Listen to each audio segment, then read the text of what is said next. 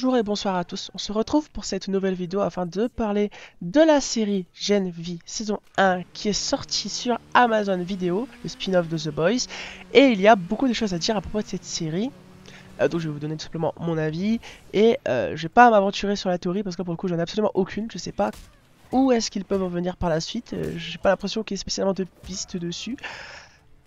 Pour moi la plus logique ce serait qu'ils raccordent avec la saison 5 ou 4 de The Boys qui arrivent, parce que sinon, je vois pas ce qu'ils peuvent faire pour une saison 2 à Gen 8. Donc voilà. Tant mieux, d'un côté, comme ça ils pourront me surprendre. Bref.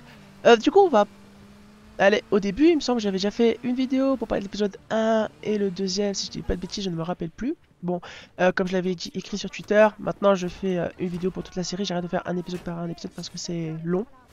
Il y a des fois, il y a plusieurs séries en même temps. Là, si je faisais ça, clairement, je faisais une vidéo pour Gen V, une vidéo pour Rick et Morty, une vidéo pour Invincible sur Amazon Vidéo Extra. C'était beaucoup trop long pour moi. Je préfère faire une série, une saison par saison. Du coup, là, on est pour toute cette saison 1. Bref, alors, globalement, la série est aussi qualitative que The Boys, je trouve. Alors, évidemment, il n'y a pas énormément d'argent, autre que pour les effets d'hémoglobine, donc les cadavres et tout. Là, c'est extrêmement bien fait. Vraiment, c'est incroyablement bien fait. Mais au niveau des effets spéciaux, des pouvoirs, etc., je trouve que ça fait très pas d'argent. Il y en a, ils font tout ça au sol. Parfois, c'est un peu lent, un peu mal cadré. Il n'y a pas vraiment de grande intensité dans les combats, etc. Voilà, ça, vous voyez, c'est pas comme le combat entre Superman et le Général Zod, par exemple. C'est pas pareil. C'est pas une telle dynamicité. Non. Bref, une telle vitesse, une telle cadence, on va dire. Voilà. Là, c'est plus lent, ça fait plus. Je vais pas dire cheap, mais si, quand même un peu. Mais c'est pas grave, ça reste dans le thème et ça reste cool. Ils ont plus ou moins tous des défauts, on va dire, dans leur pouvoir. Et en vrai, ils ont des pouvoirs, mais il n'y en a aucun qui est absolument parfait. Il n'y en a aucun qui est digne d'un dieu, quoi. Donc voilà, donc ça reste quand même, quand même équilibré et trop cool à regarder. Du coup,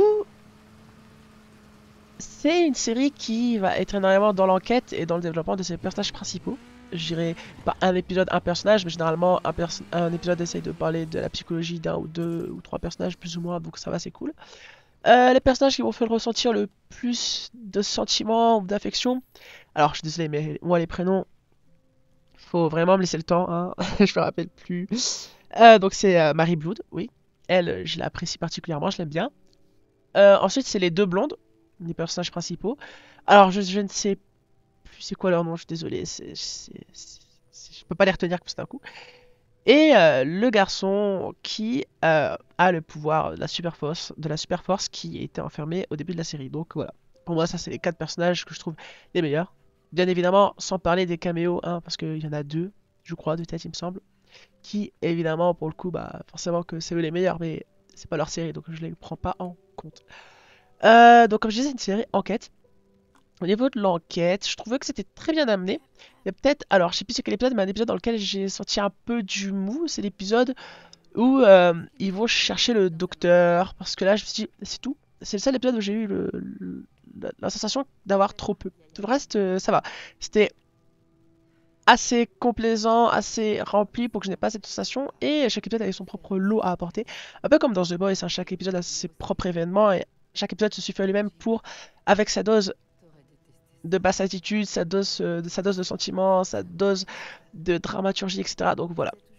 Pour le coup, là, j'ai retrouvé 100% l'identité, sauf pour l'épisode que je viens de vous dire. C'est peut-être un peu dommage, mais sur une saison de 8 épisodes, franchement, c'est pas grave.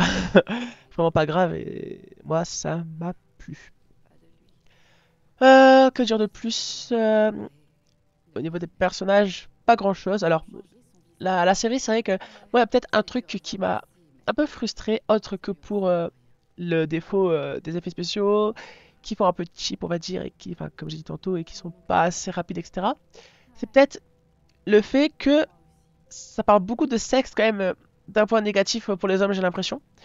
Euh, Attention, hein, je suis pas dans le délire genre, oh attention, c'est woke, c'est nul, etc. Non, moi je m'en fous un peu de ça.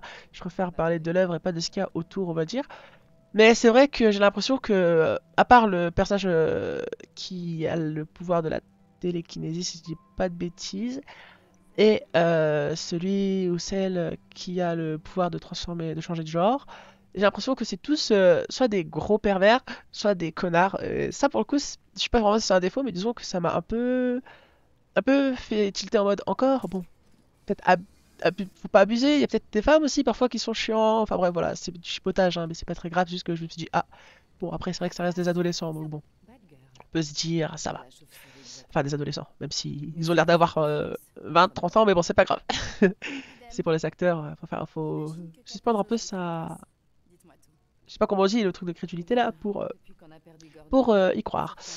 Donc ça c'est vraiment les deux seuls défauts que moi je peux donner à la série. Et après c'est sûr que c'est pas des enjeux aussi grands, aussi importants que The Boys. Là c'est plus pour l'école, etc. D'ailleurs, il y a quelque chose que j'ai pas compris entre l'avant-dernier épisode et le dernier épisode. C'est-à-dire que le groupe, il voulait libérer les gens ou faire des révélations. Alors pourquoi ils ont empêché Kate de faire tout ça? Je comprends pas. Alors oui, Kate elle a commencé à faire un massacre, mais elle a fait ça contre ceux qui leur avaient fait ça. Donc je ne comprends pas trop pourquoi ils se sont mis en opposition à Kate. Voilà, c'est ça son prénom, oui, je me rappelle. La deuxième blonde. Je comprends pas pourquoi ils se sont mis en opposition à elle. Euh, Ils auraient pas dû, je pense, mais c'est pas grave. Mais j'avoue que en fait, je me suis dit, mais pourquoi ils veulent l'empêcher? Pourquoi ils veulent l'en empêcher? Pourquoi ils veulent l'en empêcher? Et lorsque j'ai vu où ils voulaient en venir à la toute fin, lorsqu'on voit qu'en fait ils ont quand même fait un complot en disant que c'était donc les quatre qui ont voulu arrêter Kate, que c'est eux qui avaient fait l'attentat et que Kate au contraire avait essayé de les arrêter, c'est là que je me suis dit, ok. Bon, alors pour moi c'était peut-être un peu débile de les faire se confronter alors que de base il n'y a pas eu. Il n'y a pas eu d'acheminement, vous voyez ce que je veux dire? Ils étaient tous ensemble à la base. Je comprends pas pourquoi c'est parti aussi vite comme ça. Peut-être un épisode en plus pour montrer pourquoi Kate et le groupe ne s'entendent pas et veulent faire les choses différemment, ça aurait été bien. Mais sinon, voilà. Mais en tout cas, qu'on est arrivé à la fin. Et j'ai vu Homelander et tout. Et je me suis dit, génial cette fin. La fin a été géniale, grandiose, oui, c'est sûr. Ça reste quand même un carnage. Alors, même si ça faisait un peu cheap, c'était vraiment, vraiment, vraiment trop plaisant à regarder. Et puis, bah, comme je disais, hein, le défaut du fait que ça passe vite, on comprend pas pourquoi Kate fait ça d'un coup, etc. Ça va. Encore une fois, c'est vraiment que du chipotage, hein. Et, on en reste pas en reste, c'est vraiment génial. Euh, le personnage, du coup, qui a été pris en prison en premier, enfin dans la salle de torture en premier, là, moi, m'a beaucoup plu, parce qu'il était un peu psychopathe, etc. Et il avait, enfin, je sais pas s'il a trouvé l'amour, disons, mais quelque chose comme ça. Mais surtout le fait qu'il s'était mis en position de victime et qu'il a su remonter jusqu'à être, on va dire, glorifié par ceux qui l'avaient enfermé du coup. Bon, alors, faut se demander si, enfin, faut se demander est-ce que, du coup, dans la saison 2, est-ce que Kate et lui vont être euh, des nouveaux super, etc., super riches stars, etc., ou est-ce qu'ils vont en profiter justement pour les asservir et refaire des expériences chaudes, des choses comme ça. Ça, c'est quelque chose qu'il faudra voir. En tout cas, ils ont énormément de potentiel. Oh, j'aimerais parler aussi de la meuf avec le pouvoir du sang. Il y a une autre fille avec le pouvoir du sang qui fait exploser les têtes des gens. Et honnêtement, je ne m'attendais absolument pas à ce que ça son pouvoir. Moi, je pensais juste qu'il était faire exploser les têtes. Ok. Incroyable. Mais je comprends pas trop c'est quoi son but. Je pense que son but, à mon avis, c'est de faire un monde où les super sont supérieurs aux humains. Je pense que ça doit être ça. Mais alors, je comprends pas comment est-ce qu'elle fait. Enfin, c'est quoi son objectif pour. Enfin, c'est quoi sa façon de faire pour atteindre cet objectif pour l'instant.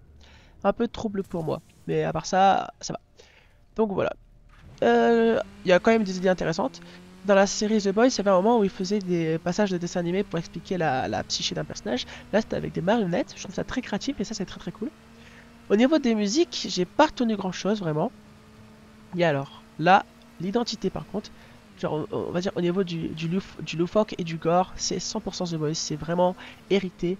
Et ça, c'est ce qui me fait dire que c'est du The Boys. C'est moins bien, certes, mais c'est très très bien. Et honnêtement, si The Boys, pour moi, c'est un 8 sur 10, cette série, elle n'en vaut pas moins, donc je dirais 7 sur 10, vraiment. Ça reste l'univers, c'est très très cool, vraiment, je vous promets, c'est génial. Alors oui, bah, les défauts que je vous ai dit tantôt, oui, ça reste du chipotage, certes. Après, c'est pas non plus, on va dire, super original, hein, on va pas se mentir. Mais quand on voit ce qu'il y a à côté par rapport à Marvel et DC, honnêtement, c'est génial. Voilà, on va pas se mentir, c'est parfait, c'est bien. Et donc voilà. Donc vous n'hésitez pas à me dire ce que vous en avez pensé en commentaire. Laissez-moi vous dire, dites-moi ce que vous en avez pensé. N'hésitez pas à liker cette vidéo, à vous abonner, à partager. Moi, je vous dis à plus pour de prochaines vidéos. La prochaine vidéo critique d'une série devrait être soit sur Rick et Morty, ou bien sur Invincible. Je ne sais pas laquelle va se terminer en premier pour le coup, mais c'est ça.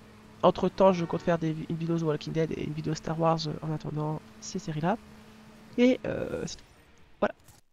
A plus et merci beaucoup.